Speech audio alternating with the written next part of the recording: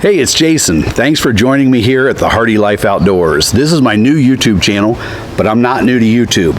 I've been around for over 3 years, have over 150 videos on YouTube, with a lot of them being pretty popular. I'm in the process of migrating things from my old channel to the new channel, so you're going to see a lot of that content come over here soon, as well as a lot of new content about all the things that I do outdoors. Check out the content. If you like it, please hit like, share the channel with your friends, and subscribe so that you know when new content comes out. I appreciate you stopping and hope you like the content. Thanks. I'll see you soon.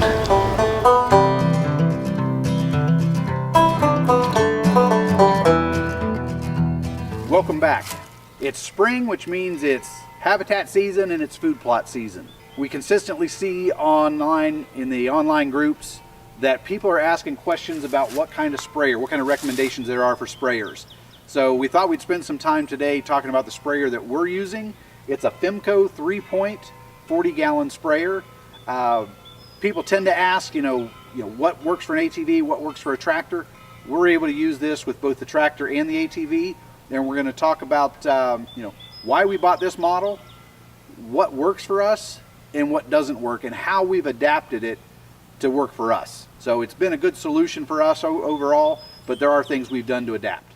For starters, the FIMCO sprayer is available from a number of retailers. We bought it from Tractor Supply. We've got one close by, and we tend to buy a lot of products there. But you can find this also at Rural King. You can find it at Walmart. You can purchase it online. There's a number of retailers available. It retails, the suggested retail price on this is $3.99.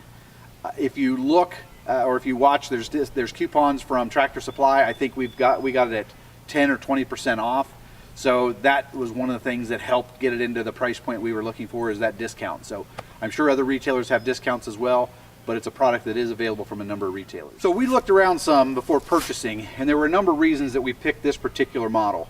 One of the key things we were looking for was a large capacity that we could put on a compact tractor or on the ATV.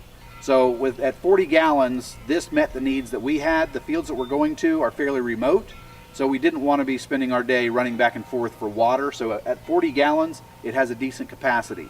Next thing we were looking for was, I wanted a good width on it. The boom on this is about 110 inches. You get about 120 inches of spray when both sides are fully extended.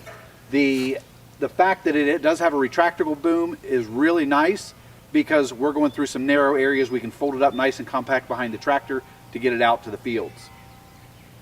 Price point, we didn't want to spend a lot. Or at the end of the day, we're doing this for hunting and as a hobby, so we wanted something that was affordable.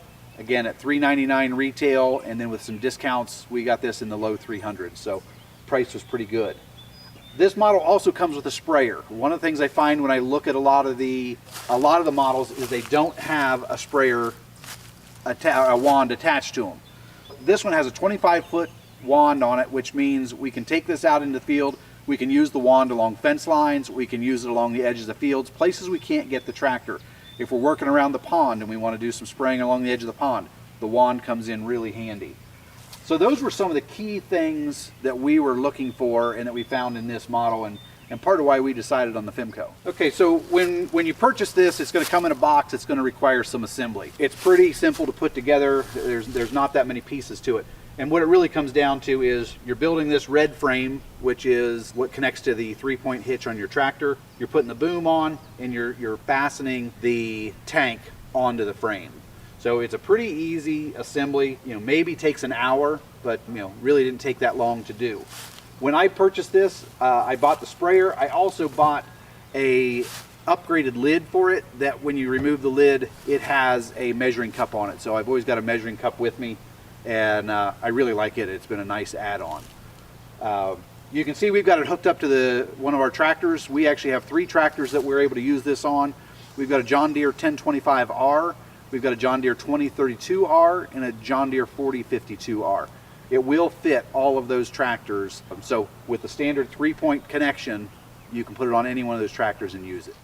Okay, so we've talked about why we picked this model. We've talked about the setup.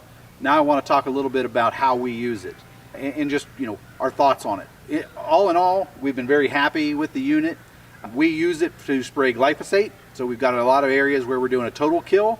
We also use it to spray our clover fields. I'll put clethodim in it and spray the grasses down in that. We've had good results. Overall, the results have been really good with the sprayer. The pump's been reliable, the sprayers don't clog. All in all, the model has been really good. Where we've run into issues, and this is credit to Tractor Supply, credit to FIMCO customer service. They have been extremely responsive and very supportive of us where we've run into issues. But one of the things we talked about in the setup was fastening the tank onto the frame. In the instructions, they're going to tell you there's 4 bolts that fasten into the bottom of this tank. And the instructions will tell you be really careful that you don't put these bolts in too tight because you can crack it and cause leaks. The first one I put in, I was extremely careful with it. We used it, and after the first use, I noticed that the tank was leaking. I called FIMCO. They promptly sent me a replacement tank. Unfortunately, the first one they sent me was the wrong tank.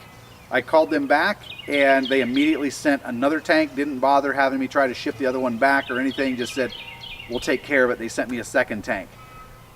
Knowing where it was leaking, I was really careful again not to tighten it down too much, and we had the same result, another leak.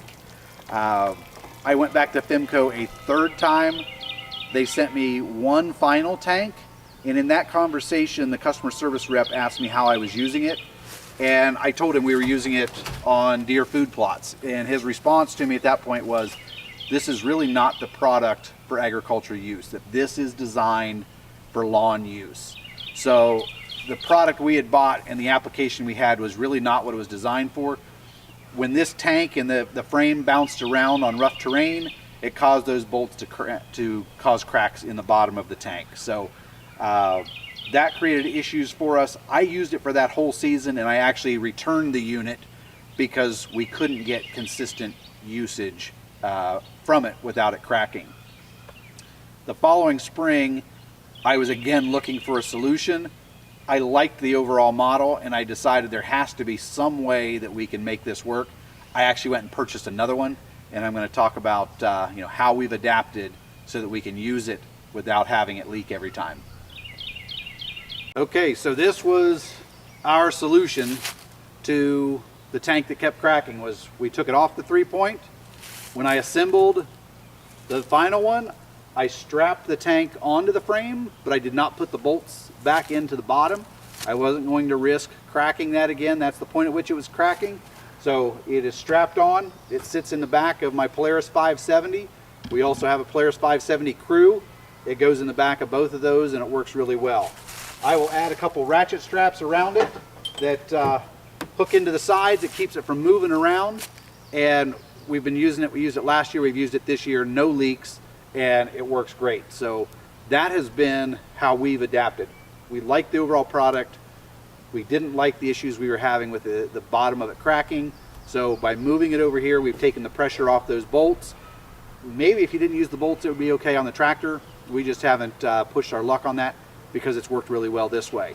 In addition, the unit does come with a couple different sets of wires.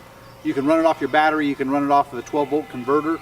I purchased an extension. I can plug this in, plug it in up in front to my 12-volt, and I've got an on-off switch where I can control it as I'm driving. So as I'm driving along, if I want it on or off, it's a thumb switch and I can make the adjustments. Okay, one other small issue we've had, and this has not caused any problems when we're using it. There is a tube here that's part of the pressure control system that it will pop off of here, and it just doesn't fit quite right to where there's no pressure on it. Once I get it pushed on, it stays on pretty well. Had they cut that thing with another ½ inch on it, it'd probably stay on better, but it has not caused problems. It's not something that I would really complain about. We probably need to add some silicone or some kind of glue there to see if we can get it to stay on a little better, but that's something, if you buy one and you see it pop off, pop it back on, everything works just fine. It's not been a major issue for us. So in conclusion, we definitely recommend this unit. They sell units that are specific for ATV. What I could not find was the capacity I wanted. A lot of the ATV units are 25 gallon. A lot of them didn't have the sprayer attachment to it. So I was willing to spend the extra money for the 3-point model, put it in here in the back of the Polaris side-by-side so that I could use it. So I wanted the capacity, I wanted the boom width, and I wanted the sprayer. So definitely recommend the model. If you look out there at reviews, you will consistently see people talk about the bolt issue, and now you understand, you know, what the bolt issue is there. In conclusion, a couple tips for you.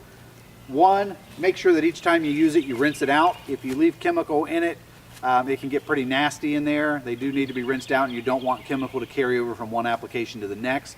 For instance, if you are using glyphosate and you're killing off a field completely, you don't want any residue to go into your clover field and kill your clover field. So rinse it out. There's products out there that you can mix into it. Run it through the sprayer nozzles, run it through everything. Make sure you clean it out good. The other thing is when you put this away for the winter, the pump can have some water in it that will freeze. You need to make sure that you get that pump completely dried out, or what we do, we run some RV antifreeze into it. Put enough in there that you can run it through the pump, you can run it through the sprayers and the nozzles, and when you do that, we store ours in a barn that's not heated, and we've not had any issues with it freezing up. So that's how we're using it. Those are our thoughts on the FIMCO, and thanks for tuning in. Hit like and subscribe, and good luck with your food plots this year.